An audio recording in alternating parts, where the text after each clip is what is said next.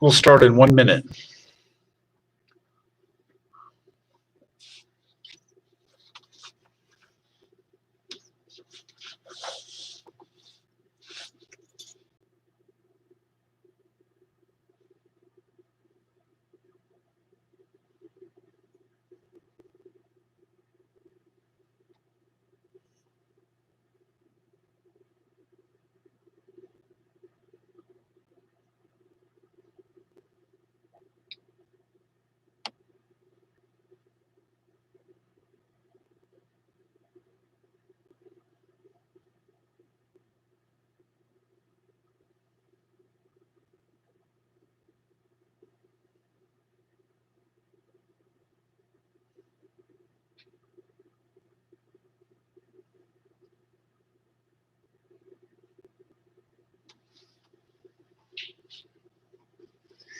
In a few minutes, we'll start section 10.4 on areas and arc lengths in polar coordinates.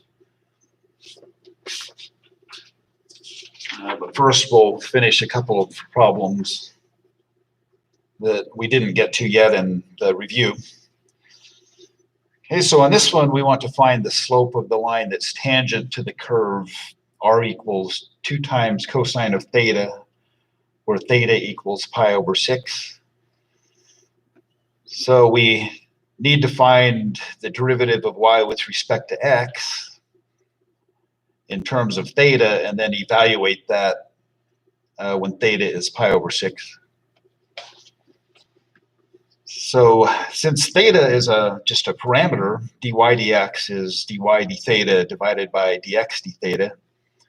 And dy d theta is dr d theta times sine of theta plus r times cosine of theta.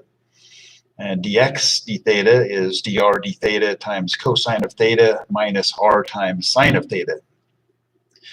And since this particular curve has the polar equation r equals 2 times cosine of theta, dr d theta is equal to negative 2 times sine of theta. So for dy dx, for the numerator, we will replace dr d theta with negative 2 sine of theta and replace r with 2 times cosine of theta. And when we do that, in the numerator, we get negative 2 sine of theta squared, and then plus 2 times cosine of theta times cosine of theta is plus 2 times cosine of theta squared. And in the denominator is where dx d theta goes. So dr d theta is negative 2 sine theta. We multiply that by cosine of theta, and we get negative 2 sine of theta times cosine of theta. And then minus r times sine of theta, but r is 2 times cosine of theta, so this is minus 2 times cosine of theta times sine of theta.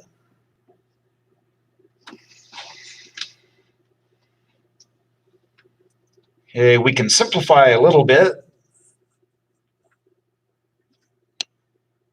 So I'll leave the numerator the way it is at the moment. So negative 2 sine of theta squared plus 2 cosine of theta squared. But the terms in the denominator can be combined to give us negative 4 times sine of theta times cosine of theta. And we could simplify more, but let's just go ahead and evaluate this when theta is pi over 6. And that will give us what the slope of the tangent line is at that particular point.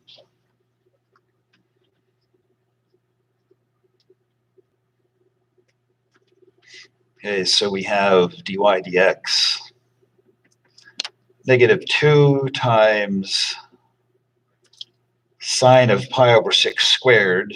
Sine of pi over 6 is 1/2.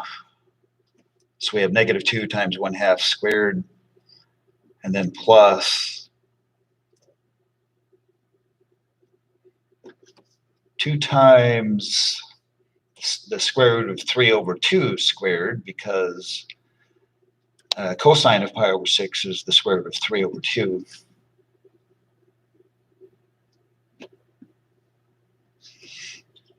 And in the denominator, we have -4 times sine of pi over 6 is 1/2 times cosine of pi over 6, which is the square root of 3 over 2. And then we can just do some arithmetic. -2, 1/2 squared is 1/4, so -2 times 1/4 plus 2 times 3/4.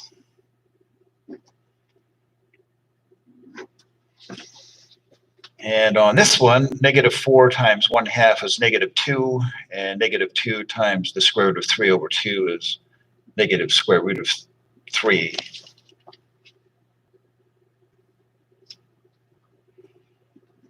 So -2 times 1/4 is -1/2. 2 times 3/4 is 3/2.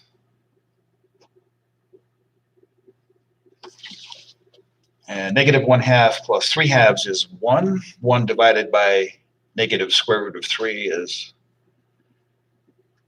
-1 over the square root of 3. So that is the slope of that tangent line.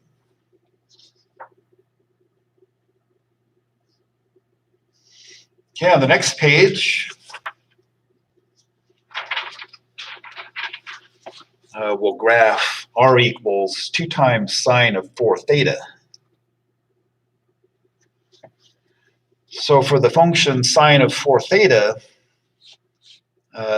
one period is pi over 2. So over the course of 2 pi, there are 4 periods.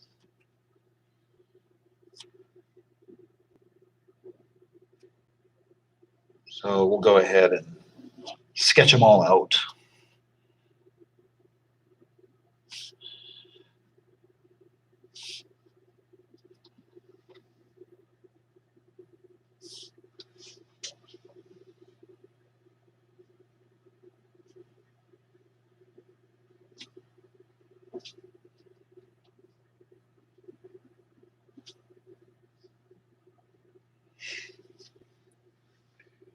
Okay, so each one of those intervals will be divided into 4 subintervals of equal length.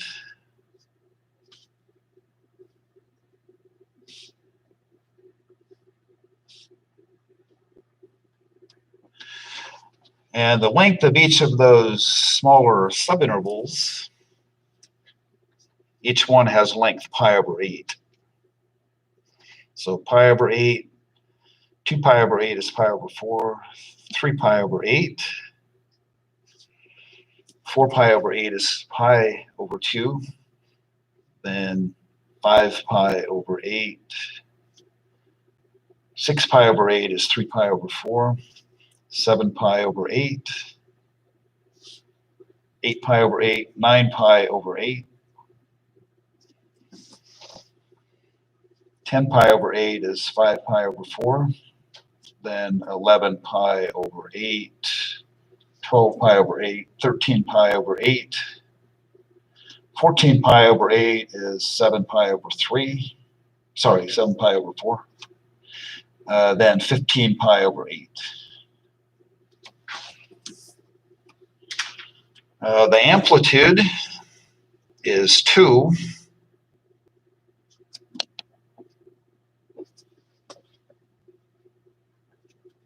Sorry, positive 1, negative 1, negative 2.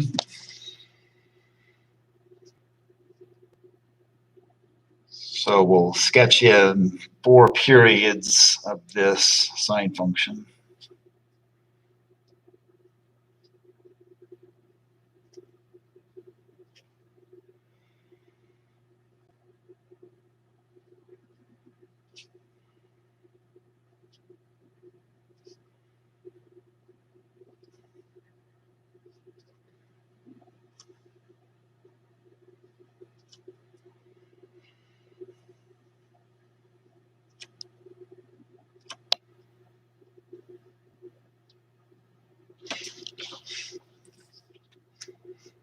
Okay, now we'll draw the polar curve.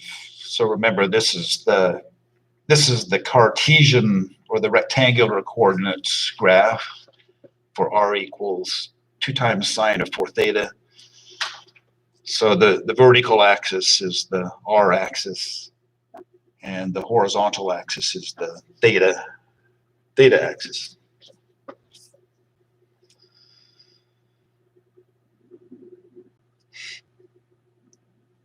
Okay, so to graph the polar curve,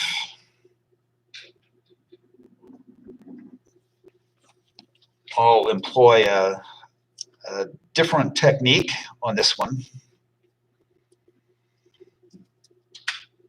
So we do want to subdivide the 4 quadrants.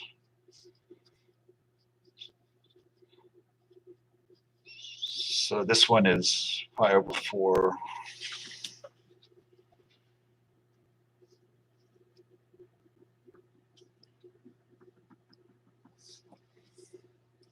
And negative pi over 4 or 3 pi over 4, however you want to label it.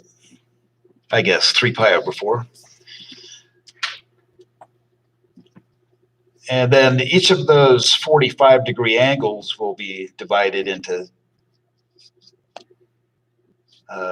angles of pi over 8 or 22.5 degrees. So this one's pi over 8.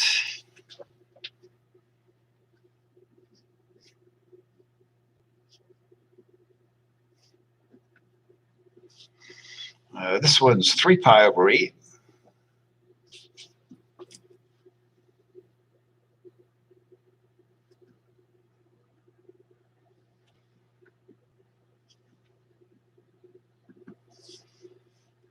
Uh, 5 pi over 8. Then 7 pi over 8.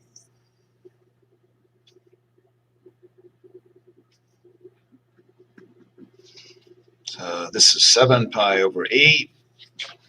And if we continue labeling them, so this one is 9 pi over 8, then 11 pi over 8,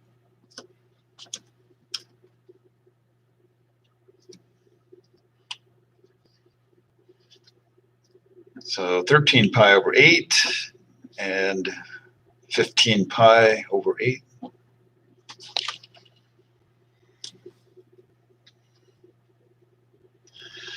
Well, I'll see if I can zoom out a little bit to get a bigger picture. So we can try to look at both of the Cartesian and the polar coordinates at the same time.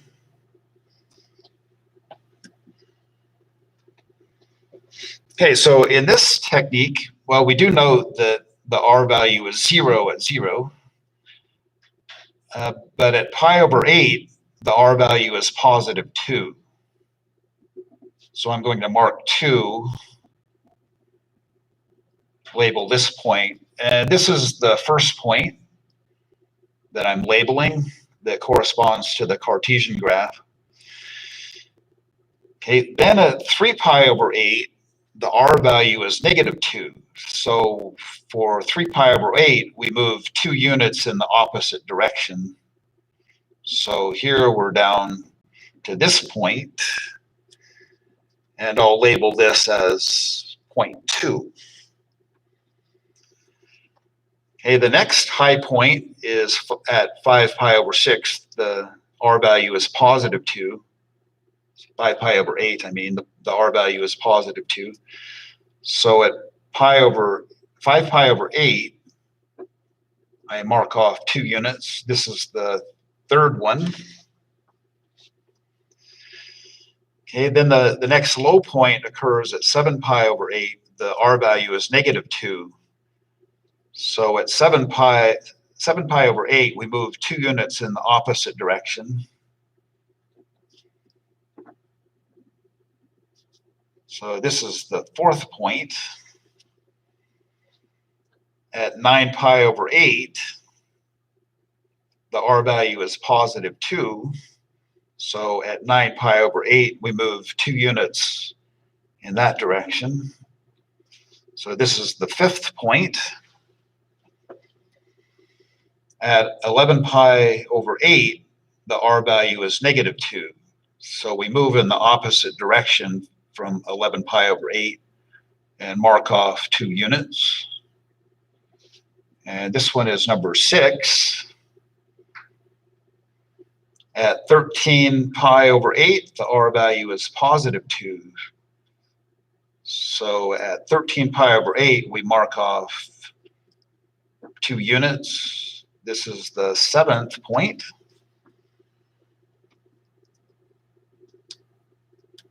And then finally, at 15, this is supposed to be 15 pi over 8. The R value is negative 2. So at 15 pi over 8, we move 2 units in the opposite direction. So we mark off a point here, 2 points. So that's the 8th. Okay, then we just trace out the loops, starting at theta equals 0 to pi over 8, and then back to 0. And then we go to the second point. We get this loop at 11 pi over 8. The third loop is up here, and then back to 0. The fourth loop.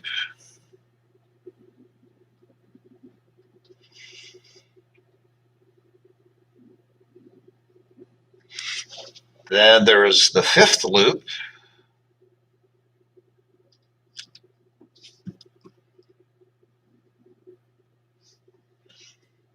The sixth loop. And 2 more loops. There's the seventh loop.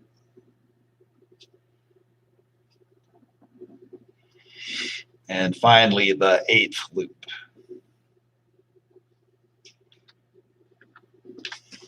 So there you have it.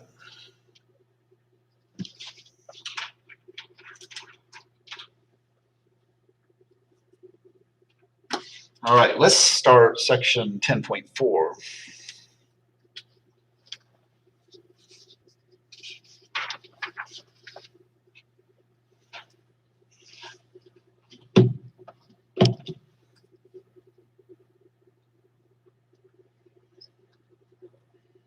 Okay, let's start by reviewing how to find the area of a sector of a circle. So pretend like this is a circle with a central angle that measures theta radians, and the radius of the circle is r.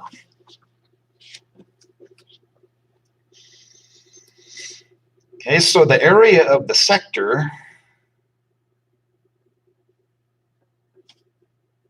is a fraction of the area of the circle. So which fraction is it?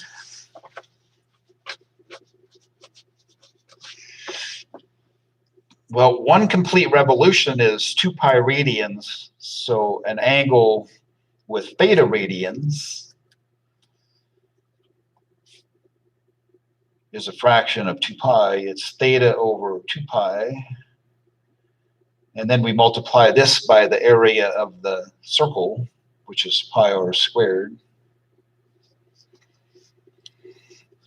Pi divided by pi cancels, so we can write the area of the sector as 1/2 r squared times theta, where theta is measured in radians. We're going to use that idea to derive a formula for finding the area bounded by a polar curve, r equals f of theta, and also bounded by the rays theta equals a and theta equals b.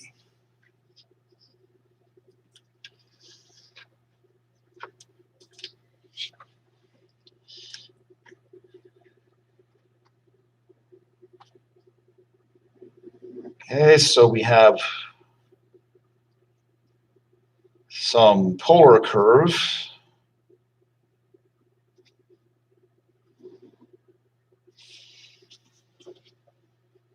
And this is bounded by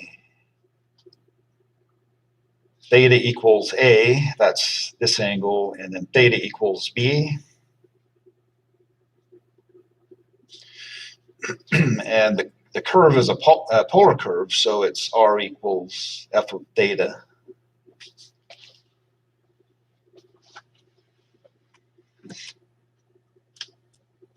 Okay, so what we can do is we can divide the angle between theta equals a and theta equals b into n subangles.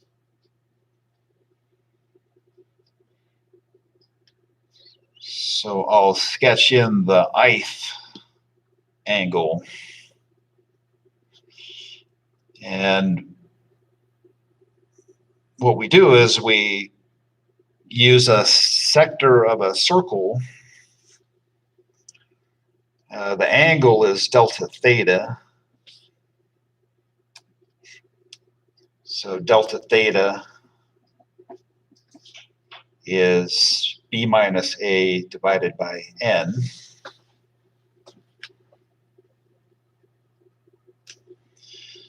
And then for some theta sub I, we use f of theta sub I for the radius of the circle of which this is a sector.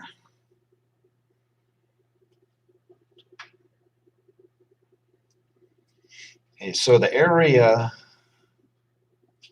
that we'll refer to as a sub I, which is the area of this sector of a circle, well, it's 1/2 times f of theta sub I squared times delta theta. Sorry, not delta x, delta theta.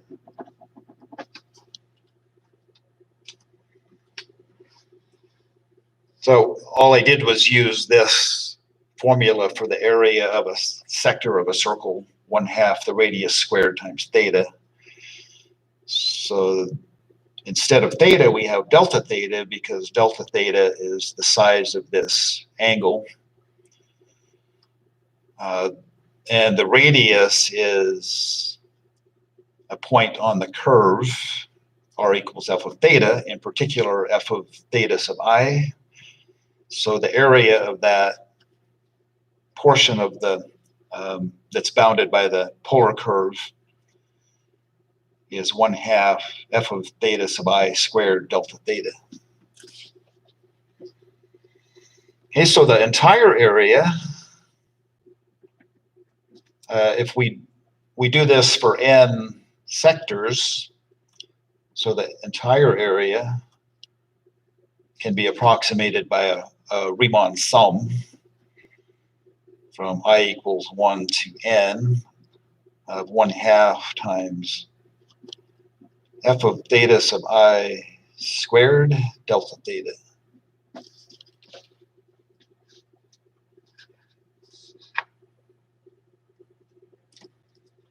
Then we take the limit and let n go to infinity. And so the area that's bounded by the polar curve and the rays theta equals a and theta equals b is the definite integral from a to b of 1/2 times the square of f of theta d theta.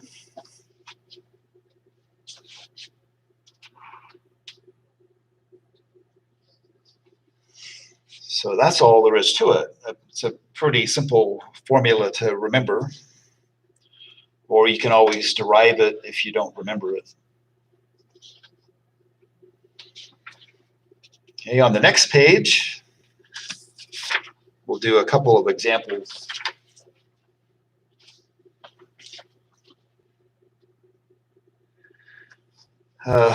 Find the area inside the polar curve, r equals 3 plus 2 times sine of theta. We can do a rough sketch of the polar curve over here. So when theta is 0, the r value is 3. When theta is pi over 2, sine of pi over 2 is 1, so the r value is 5.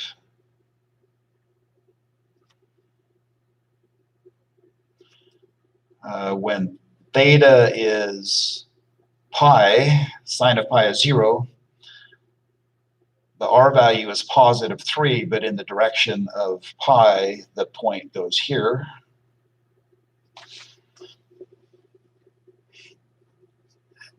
At theta equals 3 pi over 2, sine of 3 pi over 2 is negative 1, so 3 plus 2 times negative 1 is positive 1.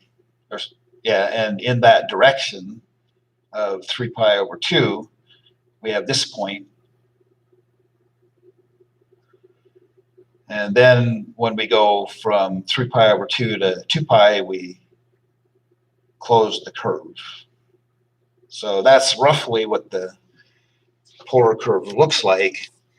So to find the area, we have to use the interval from 0 to 2 pi.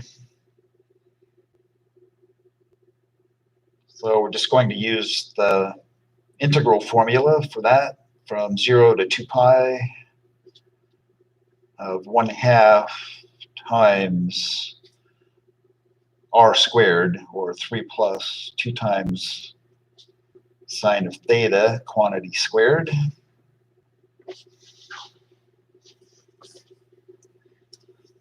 Okay, we'll take this a couple of steps further.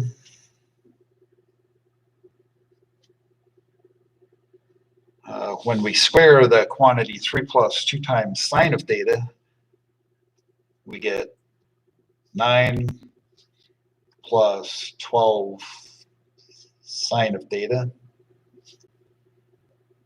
plus 4 times sine of theta squared.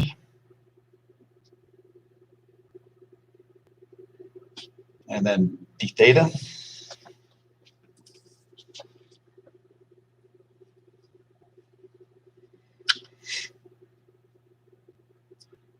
For sine of theta squared,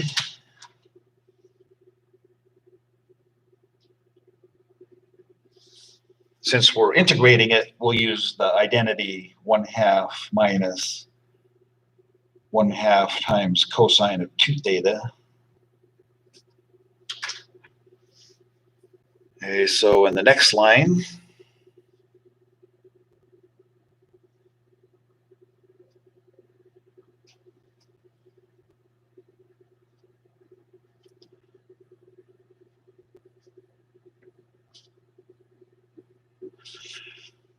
so here we're going to multiply 4 times this quantity, 1/2 minus 1/2 cosine of 2 theta. So that will become plus 2 minus 2 times cosine of 2 theta.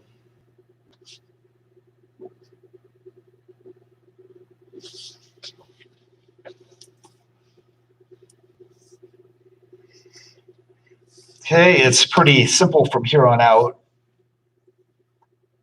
but let's simplify a little bit. So inside we can add 9 and 2 to get 11.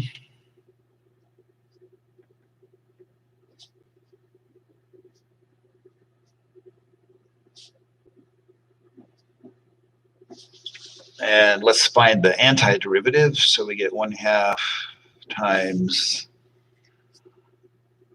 11 theta minus 12 times cosine of theta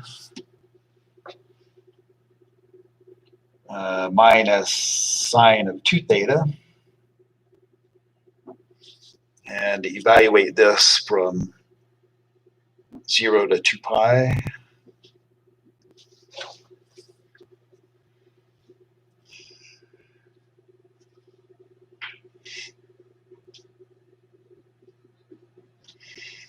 Okay, when theta is 2 pi, this becomes 22 pi. Cosine of 2 pi is 1, so we get minus 12. Sine of 4 pi is 0, so we can ignore that, and then we subtract.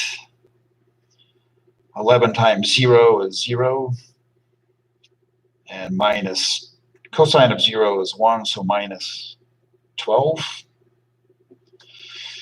Notice inside the brackets we have minus 12 minus minus 12, so those add up to 0. And so the area is just 11 pi square units, whatever those units happen to be.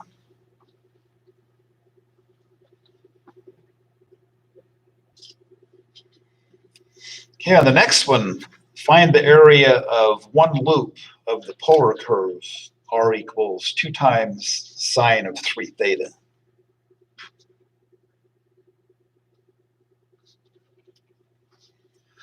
So if we just sketch one period, so since the argument is 3 theta, sine of 3 theta has one period on the interval from 0 to 2 pi over 3. So we'll use the Cartesian graph. So 0 to 2 pi over 3. So each of the subintervals has a length of pi over 6. So, whoops, pi over 6, then pi over 3, and pi over 2, and then 2 pi over 3.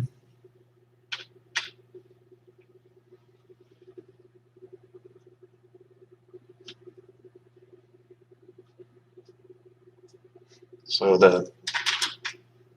in case you can't see it, maybe I'll draw this in red.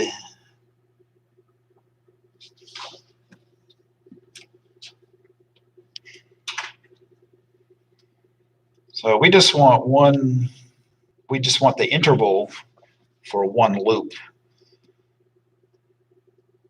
So it pi over 6 and pi over 3. So we start at 0. At pi over 6, we're at 2. And then at pi over 3, we're back to 0. So this one loop occurred on the interval from 0 to pi over 3.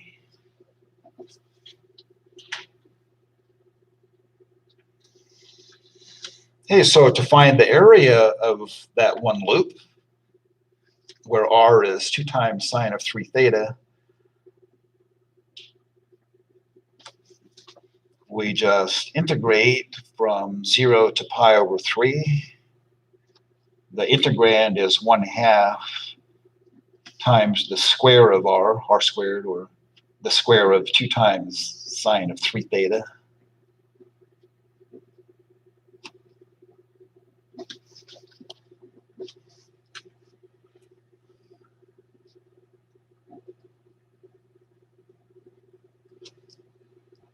Okay, when we square 2 times sine of 3 theta, we get 4 times sine of 3 theta squared.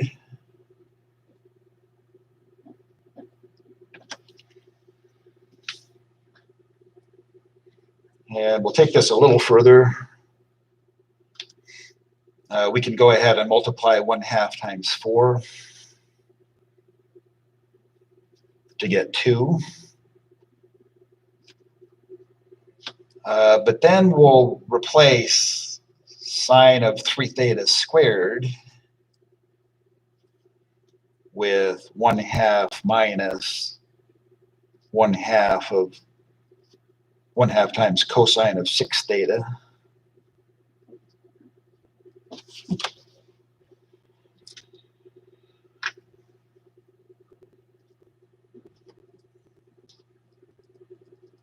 Let's go ahead and distribute multiplication by 2, so we get an argument that is 1 minus cosine of 6 theta d theta.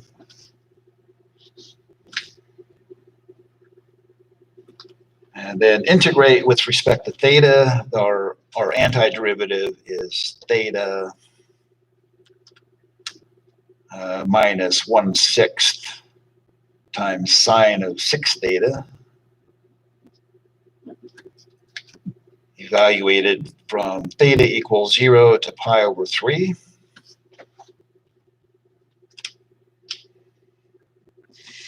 So when theta is pi over 3, we get pi over 3. 6 times pi over 3 is 2 pi. So sine of 2 pi is 0.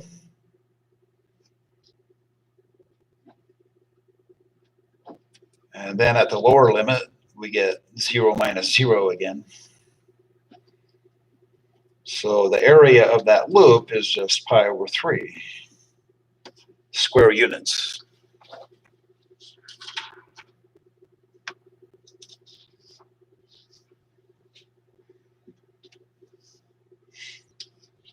Okay, the next topic in section 10.4 is arc length.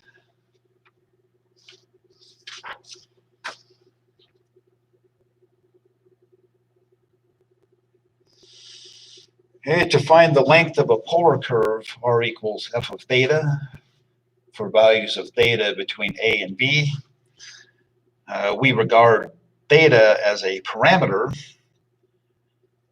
and write parametric equations for the curve. This is what we've been doing. X equals r times cosine of theta, or f of theta times cosine of theta. And y is r times sine of theta, or f of theta times sine of theta.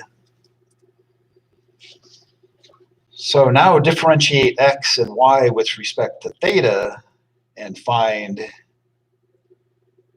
dx d theta squared plus dy d theta squared.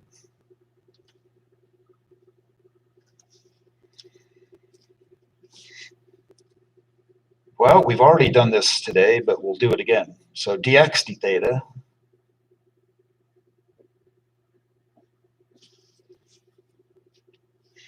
using the product rule is dr d theta times cosine of theta, and then minus r times sine of theta,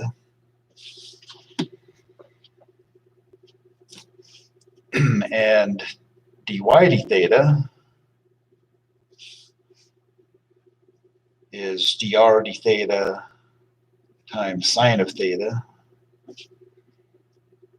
plus r times cosine of theta.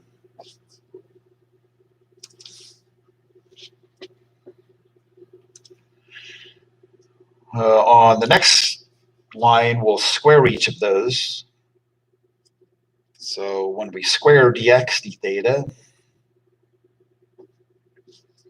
we're going to square this expression. So we're going to get dr d theta squared times cosine of theta squared.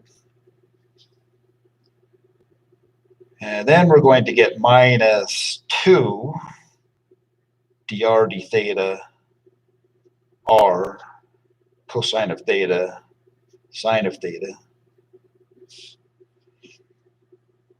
And then we're going to get plus r squared sine of theta squared.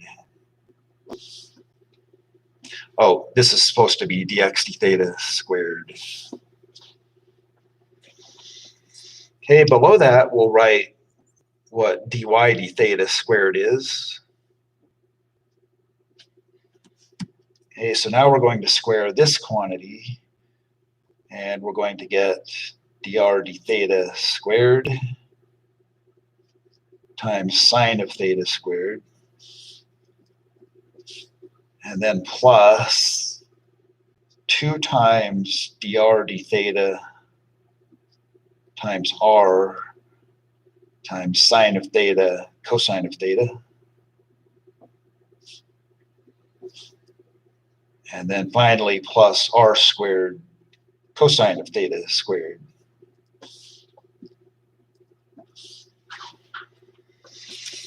Okay, the sum of those, that is when we add them, which is what dx d theta squared plus dy d theta squared is going to be.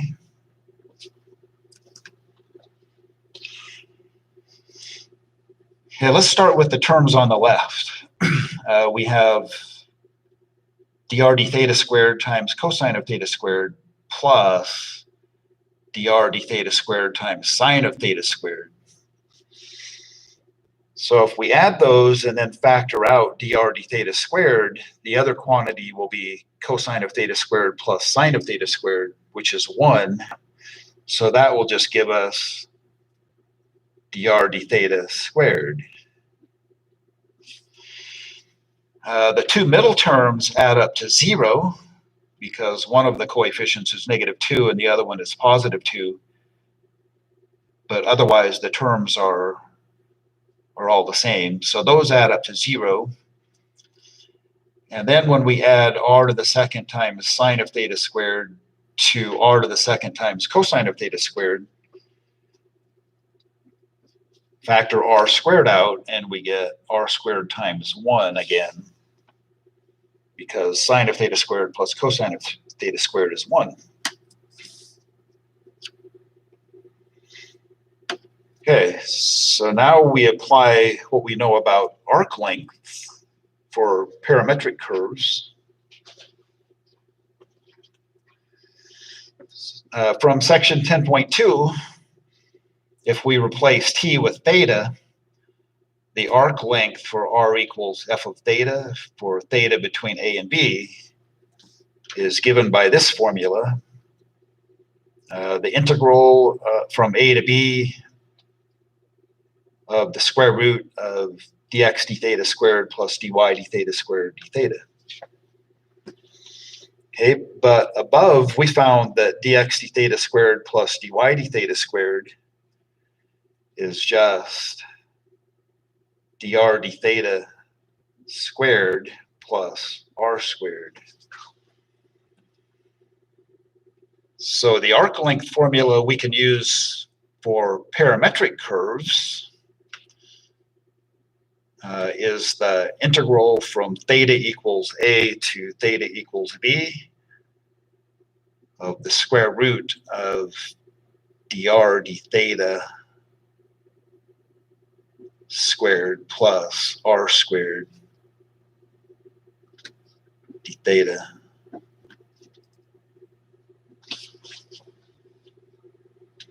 So it looks like a pretty simple formula.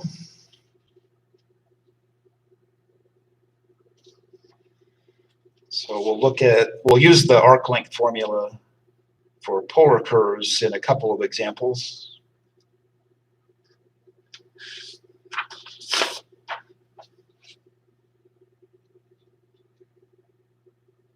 Okay, find the arc length of the curve r equals 1 minus sine of theta.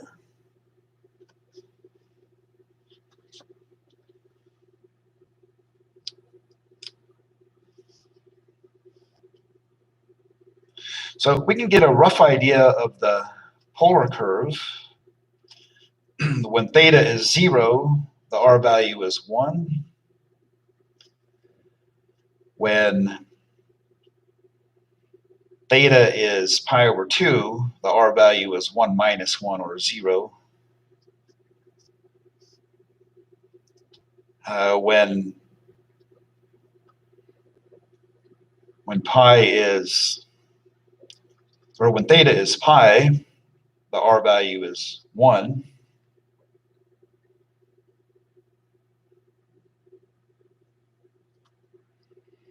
So I forgot, this is 1, then 0, then 1 in that direction. And then when theta is 3 pi over 2, sine of 3 pi over 2 is negative 1. 1 minus negative 1 is positive 2. So in this direction, we have positive 2. So the polar curve looks something like this.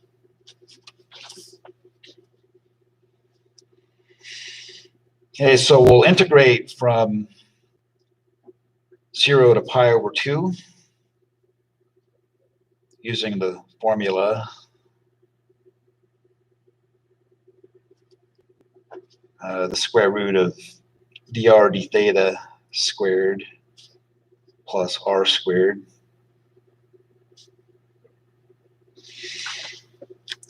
Okay, so dr d theta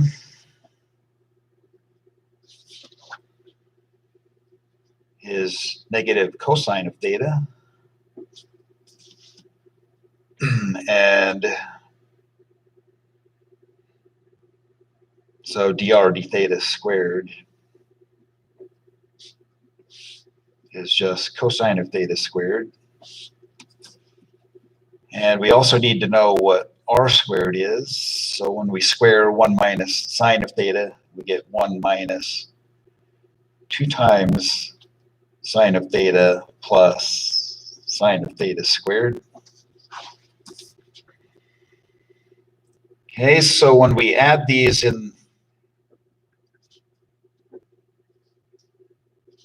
inside the square root,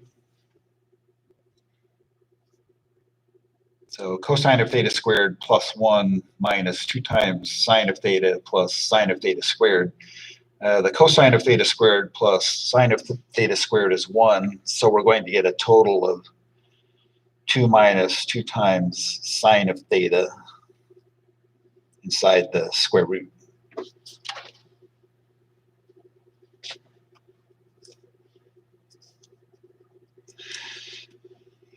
Okay, so notice that if my drawing is at all accurate, the region is symmetric with respect to the y-axis. So we could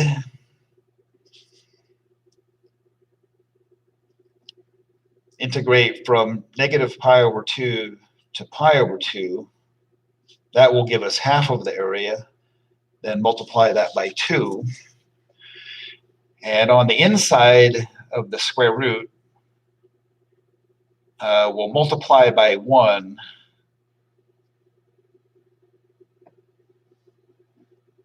in the form 2 plus 2 times sine of theta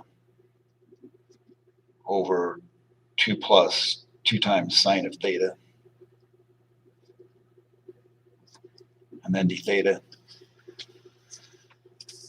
So I'll leave the rest of that for you to do. It works out pretty nicely. You'll be able to use substitution after you simplify what's inside the square root. But in our remaining 2+ minutes, let's take a look at the next example. Find the arc length of r equals cosecant of theta on the interval from pi over 3 to 2 pi over 3. Okay, so we need dr d theta. And since r is cosecant of theta, dr d theta is negative cosecant of theta times cotangent of theta. And r squared is cosecant of theta squared. When we square dr d theta,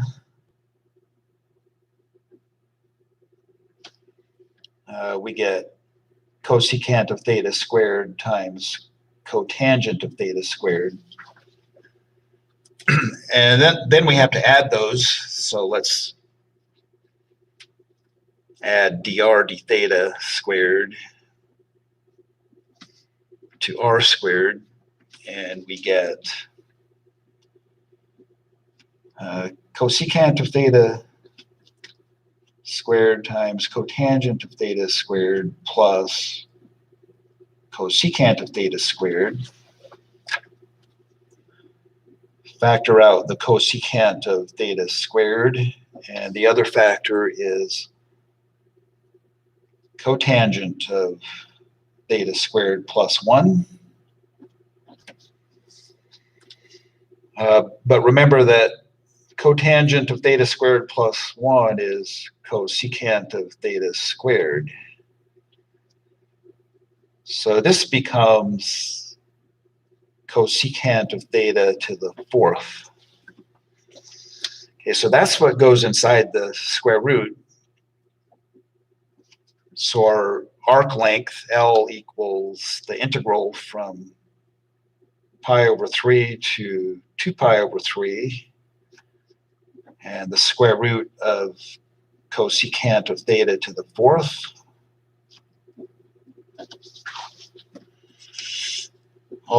We're out of time, but I'll just take it one step further. The square root of cosecant of theta to the 4th is cosecant of theta squared. And hopefully that's a familiar integral that you can find. Okay, so we're out of time for today. Go ahead and sign in for attendance.